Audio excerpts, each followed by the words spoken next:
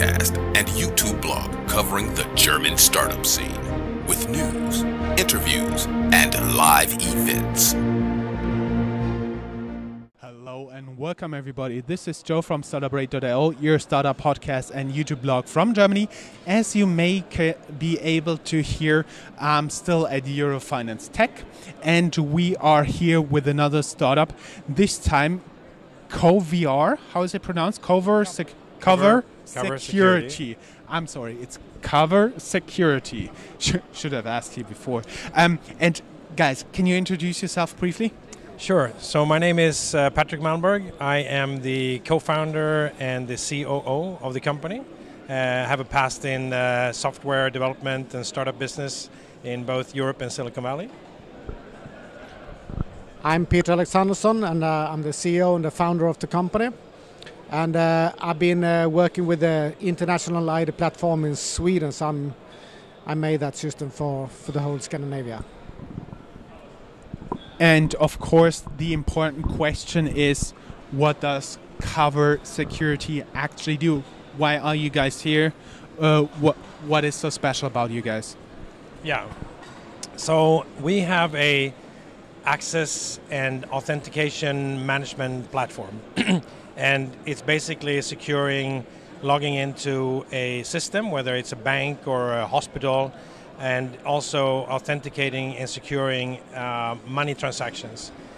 We can stop fraud happening on a card, whether that's a debit or credit card. So whether someone goes to a Visa ATM machine or a transaction over the counter, or that's a e-commerce transaction, we can make sure that that transaction is actually not a fraud, but is the one who is performing the transaction. So we have a collaboration today with Visa doing a step-up challenge to the 3D Secure that is out there in the market. So Peter, maybe want to... So basically what we do is we redact any type of information.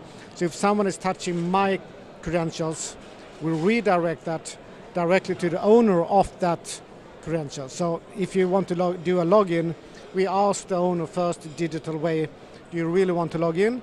And the same when it comes to transactions, we ask again the sender of that money, is that really you that want to send this money? The same if you connect this to a credit card, we can also redirect that information. So if someone is touching my credentials somewhere in the world, I will be the first person to know what's going on, and also we can stop it. So I can say deny, it's not me. Or if I don't do anything, it will be denied anyway. So we basically wipe out all frauds on credit cards.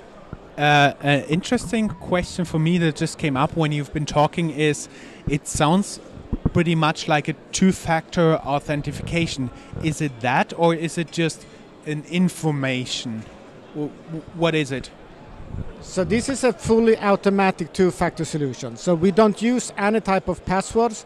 So just by having a username that pops up in the phone, you put your thumb on, you read about what's going on before it happens, and then you approve it or decline it. So it's a fully integrated. So basically, I can approve transactions from my credit card by just looking at my phone. It says this and this, somebody ordered at Midwestern College store, and I put my thumb on it, and it's okay because I did it? Yeah, correct. And if I don't do it, will it go through or not? That will be denied. So if you're in a plane and someone's using your credentials or credit card, that will be denied after 25 seconds. Ah, okay. And you can also see in the history that someone tried to take out some money from your credit card. Oh, okay. That is pretty interesting. So I assume that, as you said, that is already in the process of being worked with Visa. Yes. What else are you guys doing? Like, why you're here? Are you looking to work with banks? Yeah, so I think interesting to know is that Peter created the system for the Scandinavian banks 10 years ago. So all the banks are in Sweden connected to that solution today. So this is a sequel, a new version that is more scalable, that is more international. So that's why we have a lot of experience from the banking industry due to that. So the idea now is to go globally and connect as many potential banks as possible. So the idea with Visa is to have them being our partner in the new markets, and I would say especially in the Asia Pacific. We started to work on a couple of banks in Asia Pacific, and also they want to bring us now in the CEMEA region. So there is a couple of initiatives right now in UAE and Saudi. So that's on the radar now for the next move. And the reason we're here in Frankfurt is basically we have a collaboration with a partner here, and they are inviting us to start working with some of the banks. So we are in the process of meeting several bigger banks right now to see where it is a fit and where we can start piloting and roll out some of the banks here. And a question just on the operations. So basically, you would work with the bank, you would integrate in their system, and the authentication would go through your platform. Correct. Ah, okay, I see. Yeah. So, yeah, maybe you want to elaborate on that? Yeah, so basically once you have identified a person, you can do a lot with that, because that's a secret sauce. So once you identify a person, you can do so many things with that. The platform in Sweden is used for KYC, so they sell KYC upon that. So 700 web pages are using that, for example, government pages, insurance companies and all this.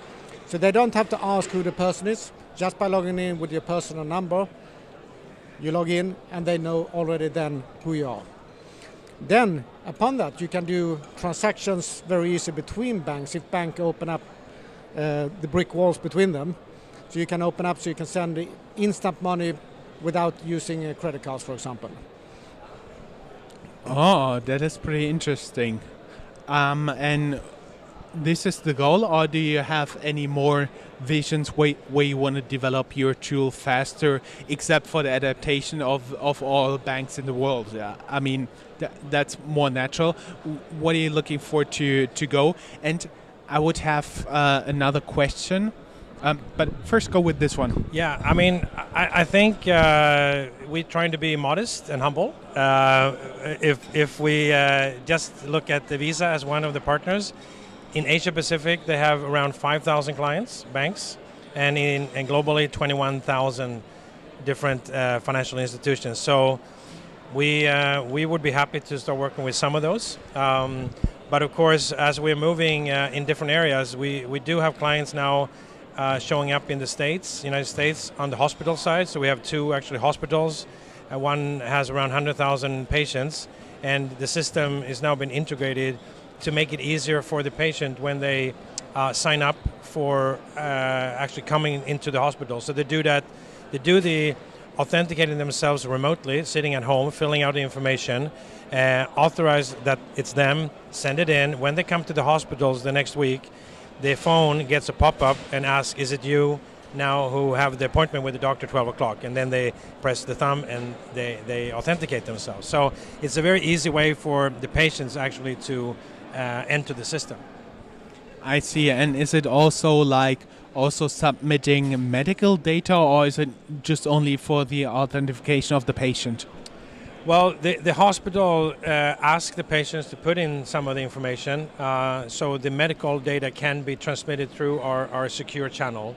So that's part of the whole solution. We have a dual channel, so it means that the hospital can send securely to the end user, and the end user can sort of connect to that in the same channel securely. So it goes both ways. And one more question for you, I do believe, because we've been talking about a secure way to sign in, and how do you prevent all the people out there who try to get fraudulently into system, circumvent you? How do you make sure it is secure? Yeah, just between you and me and a few thousand people who are watching this, can you spill some secrets? One of the biggest secrets is that we don't try to secure the internet. All other systems, or most of the system, are based on that you have or will get some type of code that you enter in the web page, and then you press enter. You don't know, you don't have a clue what's going on between you and the bank, for example. So this is the information we pick up from the bank and send it in a very secure channel down to the end user. Is this really what you want to do? So that's the biggest difference between, and how we do it is a little bit of our secret. But it's a secret channel down to the end user, and that person approve it, and it goes same secure channel and let that person in rather than enter the person in from beginning. And a little bit more questions on that. Would you always need your cell phone, or is it also possible, for example, to do it with a fingerprint? 6-digit code, that's the only thing you have to remember, or the thumb, or if the phone handle face recognition, you can use that as well. Okay, always the phone. Yes. Okay. Yeah, mobile first. So Android or iOS. Great. I just want you to ask what you're looking for here in Frankfurt, but you said you want to work with all the banks. Yeah, that's the goal, to get into the banking system, start working with some of the well-renowned named banks here. So that's the primary target. But of course, there are other opportunities that we've been hearing now during this Eurofinance Week. Could be the Deutsche Bahn, could be maybe some of the airlines, Lufthansa, to actually securing that it's the right person getting into their pages or payments that's gone done, tickets, etc. So booking flight tickets. Booking flight, Yep. You authenticate those, for example. So there are several opportunities outside the banking. Well, only thing for me to say is best of luck, and let me know how you guys doing. Absolutely. We appreciate it. Thank you. Thank you. Thank you very much. Thanks a lot. That's all, folks. Find more news, streams, events, and interviews at www.startuprad.io. Remember, sharing is caring.